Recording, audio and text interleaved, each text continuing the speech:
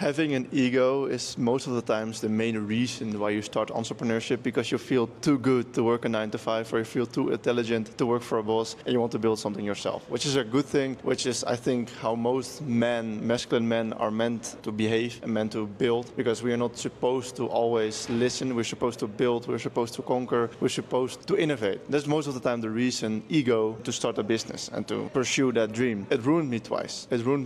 First of all, because I waited way too long before I started my business. I was super arrogant. I was like, okay, I'm too good for content, so I'm just going to make the perfect video immediately, but I just don't have the information yet. So I need to get more information and I can make the perfect video. And the reality is that the perfect video doesn't exist. I waited 8 months while I already had enough knowledge. I already had the knowledge to make my first video. I waited 8 months, and that means that for the rest of my life, I will always think I could have started 8 months earlier. And I will always tell every ambitious person, if you're in your 9 to 5, if you're in high school, if you're fucking 12, start today. If you want to do this, if you know in your core, if in your gut, you feel that you want to start today, because if you start 8 months late, you will always regret it, and it's stupid. That's the first way that my ego killed me. The second way that my ego killed me was recently. It was a few weeks ago, and my colleagues and best friends called me out, like, hey, we want to discuss something. And I was like, oh shit, that's quite serious if you say it like that. And it was quite serious. It was my ego. I basically stopped learning, just assumed that everything that I was doing was right. I never accepted any feedback. I always corrected the feedback, and I never just listened. I always had like my word back. I always was like discussing, like no but.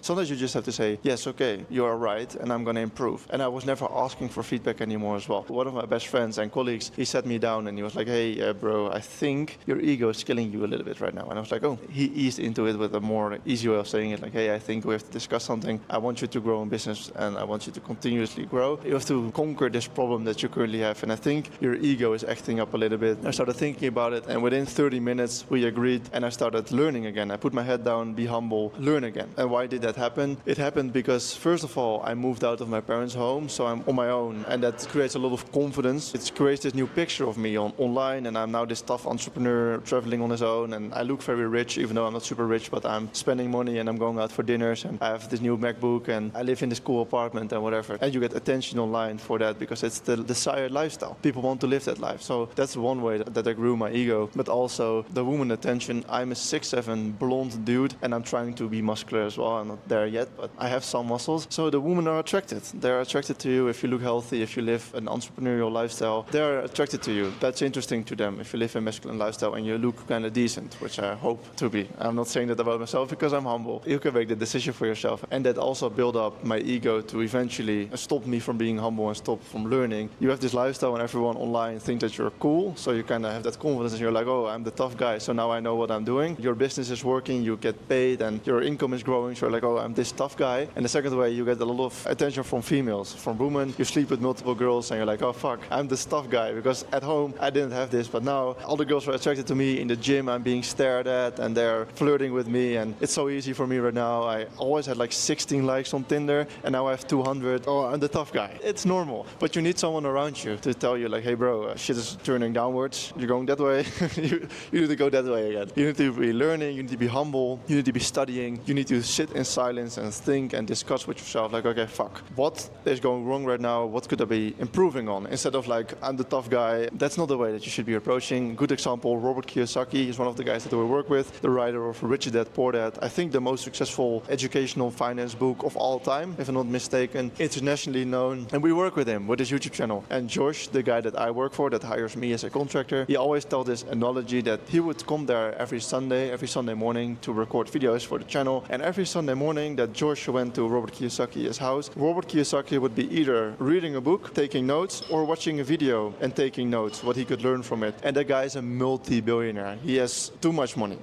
He could give you and me 50 million and he's still not even close to being broke. That's what a billionaire is. Super smart, super wealthy. You would never ever have to stress about money ever again. But he's sitting there studying. And he's like 78 years old right now. He's sitting there studying and trying to get better and seeing where am I making mistakes? Where am I fucking up? Am I doing something wrong? The guy's fucking wealthy. The guy's a billionaire. In every room that he walks into, he's almost always the most wealthy person. And yet he's so humble, learning. Obviously, he has the cars, he has the houses, he has a beautiful wife, he has children, blah, blah, blah. He's still studying. He's humble. Okay, where can I improve? What can I do better? How can I help people more? Still making YouTube videos. He's 78, multi-billionaire. Guy's still making videos for the younger generation. inspiration, trying to help, obviously also to sell. That's like entrepreneur, right? I wanted to make a video on this because my ego killed me twice, and this might be relatable to you, and this is definitely going to happen again. This is definitely going to happen again. My wealth is going to double, hopefully soon. It's going to grow. More attention from women. I'm going to have more wealth and more cool toys to show off with, and my ego is going to grow. And then I hope I have the friends around me that are going to keep me humble and going to put me back like, hey Jan, you're not that guy, head down, learn again. And that's the way that you will improve, because things will deteriorate. If you let your ego take control, things will deteriorate. Good example, Hamza Ahmed, if you know him, the YouTuber, the self-improvement YouTuber, look at his socials right now. Guy's declining in everything. All his social medias are failing, and he is selling a marketing product. Why is that? He thinks that he's that guy. He had success previously, but all his current content is failing. But he continues to just post and thinks that he's doing the right thing. He's super ignorant. He doesn't want to change his strategy. He's not willing to listen to other people because he thinks he's that guy. Because he had built some wealth, he had built some fame online, but now all his content is failing. But he has this ego now, and he can't let go of it, so he continues with this bad strategy. His content will continue to fail because he doesn't want to listen to people, because he has too big of an ego, and that's my worst nightmare, to be him. Stop listening to people, stop being humble. I also want my children to think that way, to be that way, and to always be humble and learn and think, how can I do better? How can I help more people? How can I improve my weak areas? What you would want for your children is kind of the same thing. That's how you would want to behave as well, right? You have to be the perfect example, so also act yourself in that way. Holy shit, there's lightning outside. Fucking Colombia is the weirdest weather that I've ever seen. It's like sunny, it was super sunny 10 minutes ago, and now there's lightning and thunder and whatever, so